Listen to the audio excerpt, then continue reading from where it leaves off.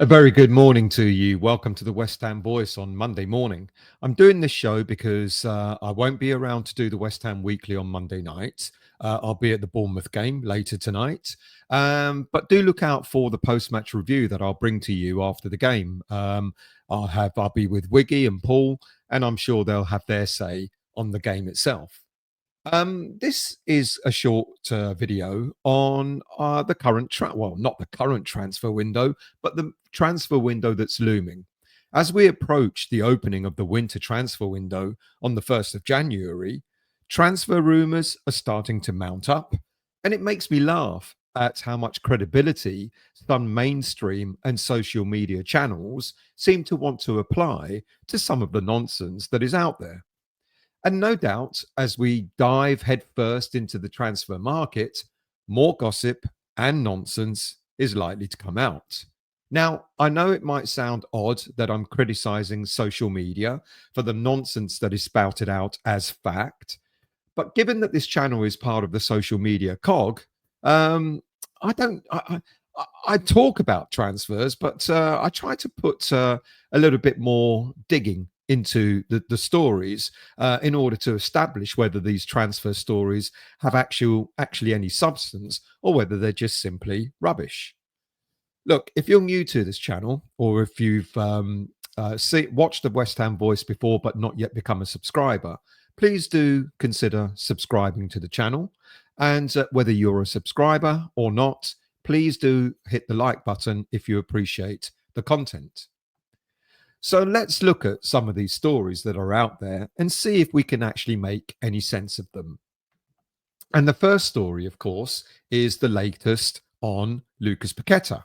Or should I say, it's the story that's being regurgitated back in the summertime when apparently he was heading back to Brazil.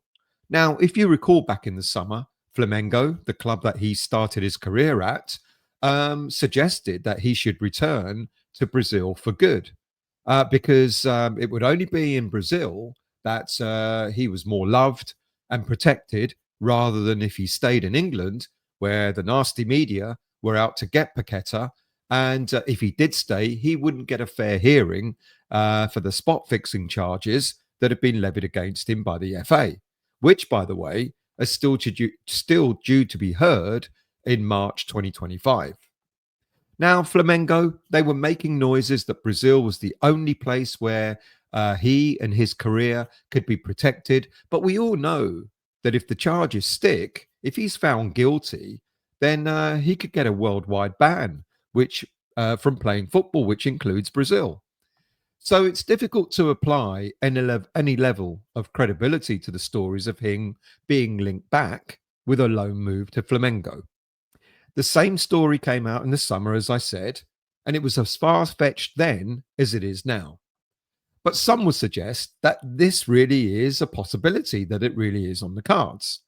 Look, even without the FA charges, a loan move back to Flamengo won't happen for several reasons.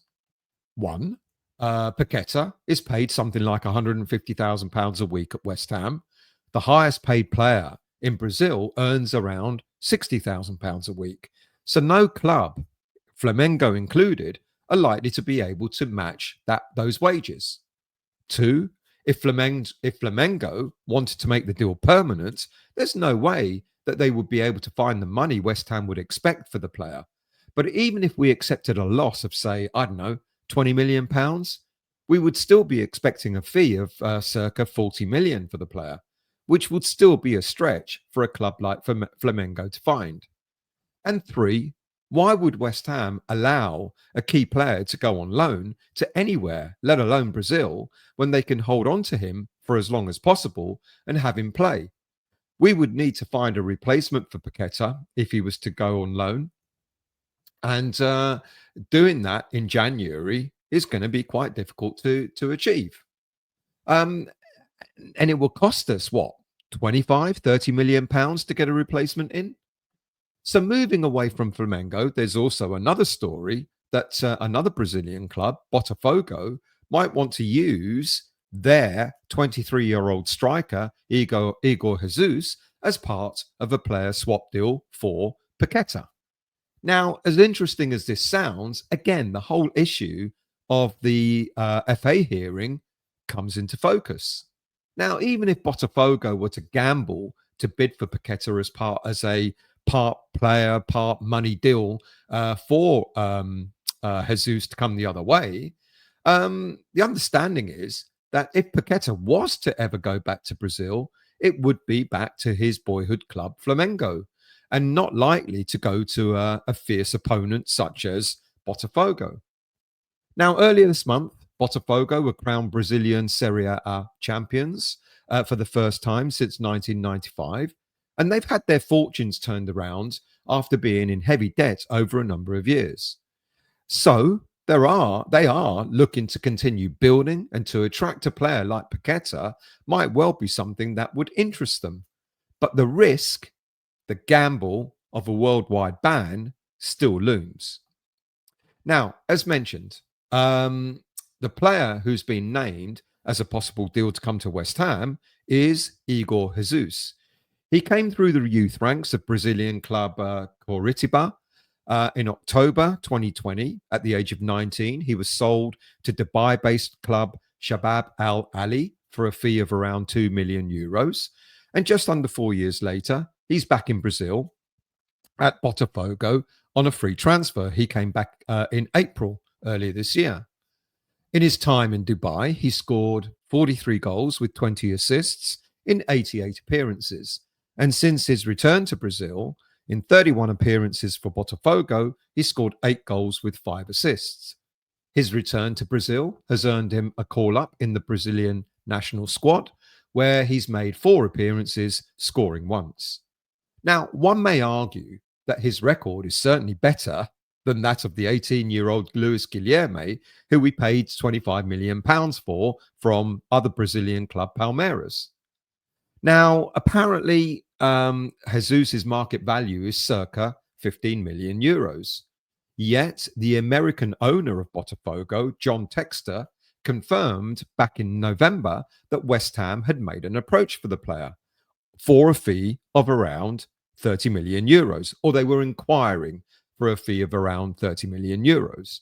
Textor did go on to say that West Ham were one of 4 Premier League clubs that he had spoken to, as well as 2 clubs in Spain and a club in Germany as well.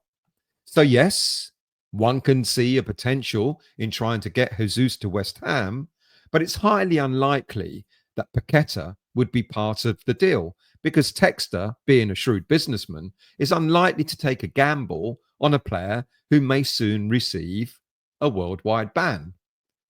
Textor's more likely to want clubs to stage a bidding war for the young Brazilian striker, and it's going to be interesting to see whether West Ham have the nerve to enter into that bidding war when the January window opens.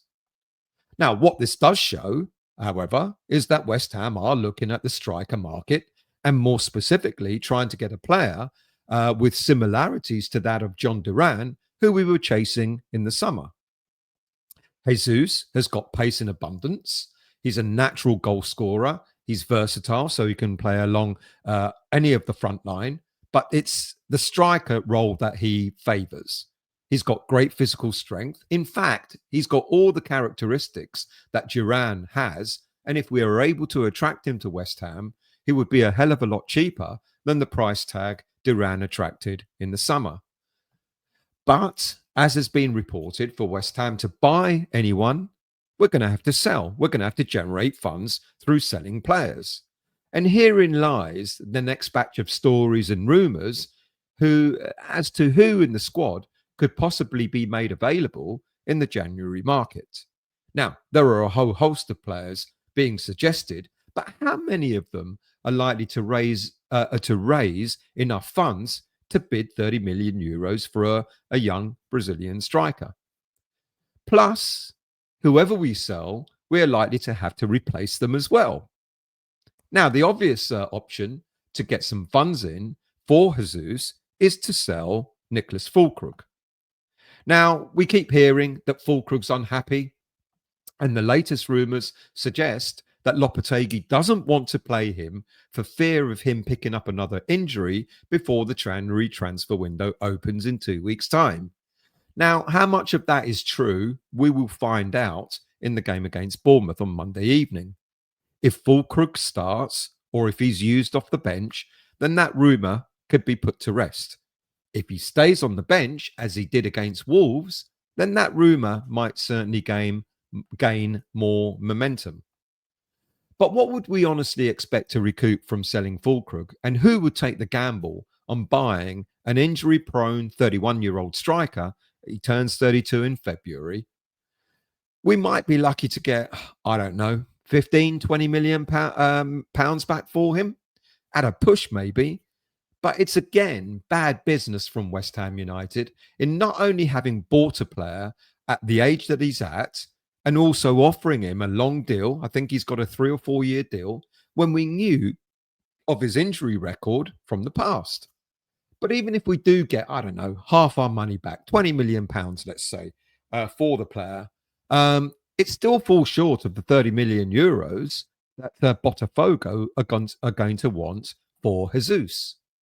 So then there are players who are coming to the end of their contracts at West Ham, which includes Vladimir Coufal, Danny Ings, Aaron Creswell, and Lucas Fabianski. Now, of those players, the most likely maybe could be Coufal, who might fetch a few million at best. But again, we're going to have to replace him. So, if we do spend money on him, we're going to have to find a player to replace him with. And, we could maybe bring in Regan Clayton, who is currently playing for the under 21s in the role of right back. We tried to sell Danny Ings in the summer, but he wasn't going anywhere. And he's likely to want to see out the remaining 6 months of his contract so he can leave on a free. And as for Creswell and Fabianski, well, they will continue to be part of the senior squad as cover. So again, unlikely to be sold. But another player that could potentially be sold this January is Guido Rodriguez. It's suggested that he might leave on loan rather than being sold again. But again, for West Ham, there's no sense in sending anyone out on loan. If we're going to move them on, we're going to move them on and we're going to want some money for them. Now, it's also been suggested that we might only want to recoup, the few million pounds that he got as a signing on fee. But that player is worth around 8, 9, 10 million euros. So if we sell him, then why not go for the money that we know he's worth rather than just getting rid of him for a pittance? Because if we get about 8 million euros for him, that can go towards the funds to buy other players. Apparently, also in the academy, Lu Zhao, who we bought back in 2023, wants a return to Brazil after never having managed to break into the senior squad. And he's quite likely to go. The 22-year-old Brazilian defender has bided his time. He plays regularly for the under 21s, but we could get maybe 3, 4, 5 million euros for him. And that could also go towards money towards other players. So maybe the sale of Fulkrug, Rodriguez, Coufal, Lu Zhao might bring in a total of, I don't know, maybe 30 million euros, give or take. But it's still probably unlikely. So we may also have to look at selling other players. And that then starts looking at the likes of Alvarez, Guilherme, and Mohammed Kudus. Now, when it comes to Guilherme, I can see him potentially being sent out on loan where he can get some much needed game time to help him strengthen so that he can return next season to stake a proper claim in the senior squad. Alternatively, we could sell him now. But again, just like Fulkrug, we're not likely to get the money back we've paid for him. It was a gamble that currently hasn't worked out. Hence why I think maybe sending him out on loan might be the better option than going to sell him now when we might lose money on him. But there is another potential, and it could be in a deal that involves Guilherme as part of a player plus cash deal with Botafogo for Igor Jesus to come to West Ham. That's much more realistic, doing some kind of deal involving Guilherme than it is involving Paqueta. So if we could recoup, I don't know, 15, 20 million euros on Guilherme and then offered another, say, 10 million euros on top for Jesus, then potentially Botafogo might go for that because they will be getting a young player who might still develop into a future star, who the Brazilian club can then sell for more money. But if we decided to keep him, then we would need to find a way of getting him more game time, unless, as I've said, we send him out on loan. However, more game time could come if we sold one of our biggest assets this January. And that, of course, is Mohammed Kudus. Now, with Newcastle apparently joining Arsenal and Liverpool in the hunt for the player, this is one story that's not going to stop until that January window shuts tight. Do I think we're going to sell Kudus in January? Honestly, no. Do I think it would make sense? Well, yeah, on a financial level, it certainly would make sense. But on a footballing level, I don't know. I'm in two minds about it. But that all depends on what offers may come in for him. Now, I think it's more likely that Kudus would be sold in the summer. I've said that since the day he signed for West Ham. And with the £85 million release clause, if a club come along and offer the 85 million, that means that West Ham will be obliged to have to allow clubs to speak to Kudus about a move. But that's all the release clause does. It allows for conversations to be had, but it doesn't mean that West Ham have to accept a bid. But if an offer was to be made in January, then West Ham would quite rightly expect a bid of anything other than 85 million. And we would quite rightly turn around to any clubs and say, well, if you're interested in him, we want more than 85 million. We want 90, 95 or whatever. Or of course, it could involve cash and another player deal. So say, for example, if Newcastle were to come knocking on our door and they offered, say, I don't know, £50 million plus Harvey Barnes, would we turn it down? I'm not so sure we would, to be quite honest with you. Barnes, in his 16 Premier League appearances this season, has scored 6 goals. Sorry, 6 of them have been as starts, and he's notched up 5 goals with 1 assist. Now, imagine if Barnes was to get regular game time at a club like West Ham. But it also depends on if players themselves want to move away from their clubs, and that's not guaranteed either. And therein lies the issue with January deals. Even if we agreed to sell Kudus in January, it's no good that money will be sitting in the bank if West Ham were unable to buy players to fill the gaps in the squad that we need. And many would argue that right now we could do with at least a combative midfielder and a pacey striker to make us a better team all round. Neither are easy to acquire in January. So where does that leave us? Well, we're definitely looking to strengthen, that's for sure, given the fact that we've made an inquiry about a striker, albeit in Brazil. But as we've been told, in order to buy players, we're going to need to sell. And in order to get players in on loan, we're going to need to either return one of the 2 players that we currently have on loan, or we're going to have to make their loan deals permanent. But therein lies another problem. If we make their deals permanent now, then we're spending money on those loans to permanents rather than spending money in the transfer window. So to summarize, if we buy, we have to sell again. Selling Paqueta will be nigh on impossible with his FA hearing coming up in March next year. But if a Brazilian team wants to take the risk, then we're likely to take the money and run. Loaning him out is out of the question. If we were to sell the likes of Kudus, then that certainly opens the door for us to bring in 2, maybe even 3 players in positions that we know we need, especially a striker. And as mentioned, we know we're chasing a striker, and with the owner of Botafogo confirming that we made an inquiry in November, then we know we're in the market. But my gut says no team are going to want to offer the sort of money that we would want to make it worthwhile to sell Kudus, which might leave us in limbo. If we can't generate the money, then we can't go out and buy anyone. It's going to be an interesting roller coaster. We're going to have a lot of this in the coming, 7, 8 weeks or so in total. So do watch out for what is out there. Do try and take many of the transfer stories with a pinch of salt, because that's all they are. Some of them are just rumors, no substance to them. Thank you for watching. Thank you for listening. Thank you for letting me ramble on about transfers. Like I say, become a subscriber of the channel, and do hit that like button as well. Watch out for the post-match review that I'll bring to you after the Bournemouth game. Have a good day, and let's go out there and beat Bournemouth and come away with smiles on our faces.